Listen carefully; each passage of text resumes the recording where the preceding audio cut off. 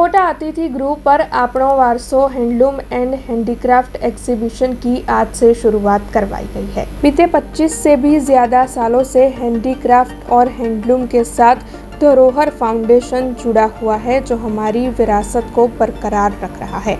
तब आपको बता दें कि धरोहर फाउंडेशन और फेयर ट्रेड इंडिया की ओर से अकोटा अतिथि गृह पर आपणो वारसो हैंडलूम एंड हैंडीक्राफ्ट एग्जीबिशन का आयोजन करवाया गया है, जिसके तहत कुशल कारीगरों की ओर से तैयार की गई कई कृतियां पेश करवाई गई है।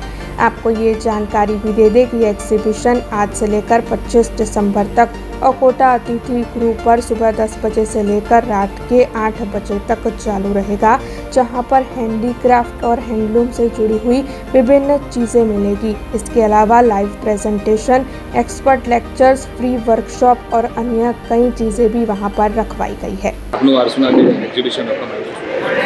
धरोहर फाउंडेशन અને ફેર ટ્રેડ ફોરમ ઇન્ડિયાના માધ્યમથી આ 21 થી 25 તારીખ સુધી 5 દિવસનો મેળો આપણો વારસો આપણી નેક્સ્ટ જનરેશન માટે આર્ટ ક્રાફ્ટ અને હેરિટેજના વારસાને પીરસવા માટે વડોદરાની અંદર અતિથિ ગૃહ અકોટાની અંદર રાખવામાં આવ્યું છે, જેમાં મુખ્ય ઉદ્દેશ્ય છે કે આ 50 કારીગરો જેટલા પણ દેશથી આવેલા છે એ બધા જ કારીગરો પોતાનું લાઈવ ડેમોન્સ્ટ્રેશન અહીંયા કરે અને બરોડાની જનતાને ફ્રી ઓફ કોસ્ટ સમજાવે કે આ આપણો વારસો શું છે। અને મુખ્ય ઉદ્દેશ આ આખા એક્ઝિબિશનનું એક જ છે કે આવતી જનરેશનને આપણે આપણા વારસા વિશે માનથી બતાવી શકીએ, સમજાવી શકીએ। અને જે રીતે ભારત સરકાર, ગુજરાત સરકારે 6ઠ્ઠા ધોરણથી 10મા ધોરણની અંદર એક કોર્સ સિલેબસ મૂક્યો છે કે લાઈવ ક્રાફ્ટ ગામડામાં જઈને જુએ બાળક, જેનાથી એને ખબર પડે કે આપણા વારસાની અંદર કઈ વસ્તુ છે। એ જ ઓબ્જેક્ટિવને ધ્યાનમાં રાખીને અહીંયા બધા કારીગરો પોતપોતાની લાઈવ ક્રાફ્ટ લઈને આવ્યા છે।